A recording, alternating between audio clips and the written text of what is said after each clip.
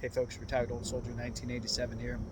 Last we talked, we had gotten linked up with the 46th Combat Support Hospital out of Fort Lewis, who is the unit that we were going to be working with.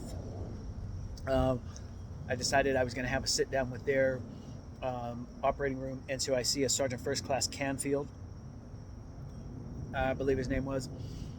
At this point, he was a Sergeant First Class. I was a Staff Sergeant.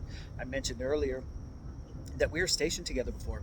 So when I was a sergeant on active duty at 68 Delta at the 21st Combat Support Hospital, he was a PFC just coming into the unit just as I was getting ready to ETS from the 21st out of Fort Hood, Texas. So we kind of had a little familiarity.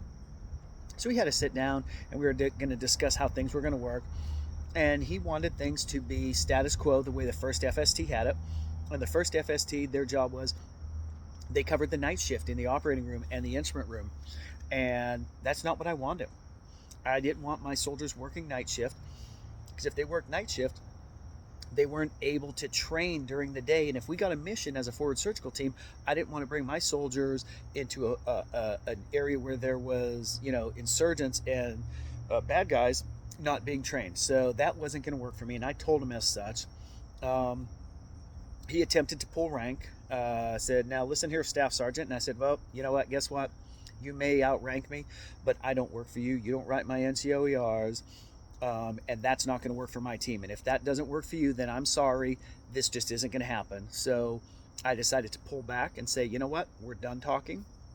I got my commander involved and said, ma'am, here's what's going on. Here's the situation. This is what they want us to do. I don't want to do that. I'm not going to do that. I need my soldiers to be trained. I'm not concerned about covering their operating room. That's their job, not mine.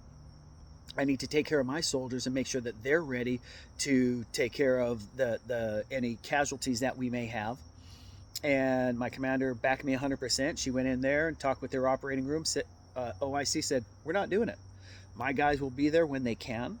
They're not covering your night shift. It's not going to happen. And Lieutenant Colonel Joan Ruddleking, she took care of us. She was a phenomenal commander. Absolutely loved working with her.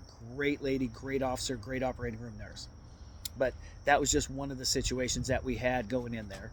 So, folks, again, if you like the content I'm putting out, if you want to hear more, hit that like button, subscribe, drop some comments down below. Let me know what you're thinking, stuff that you've been through, maybe been through similar situations, maybe not. But until my next video, have a good one.